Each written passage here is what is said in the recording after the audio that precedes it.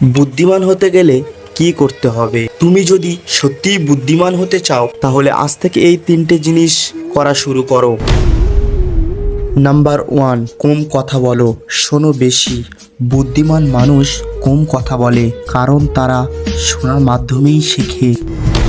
Number 2, প্রতিদিন একটা নতুন জিনিস শেখো, হোক সেটা একটা শব্দ, একটা গল্প কিংবা একটা নতুন কিছু দক্ষতা। সময়ের সাথে এগুলো তোমাকে আলাদা করে দেবে। নাম্বার 3, হেরে যাও কিন্তু শেখো। স্মার্টরা জানে হার মানে শেষ না, হার মানে নতুন শেখার সুযোগ। বুদ্ধি জন্ম থেকেই হয় না, শেখার পরিশ্রমের ফলেই বুদ্ধি হয়। আজ থেকেই শুরু করো, কারণ 1 বছর পরেই তুমি আজকের তোমার ওপরই নির্ভর করছে।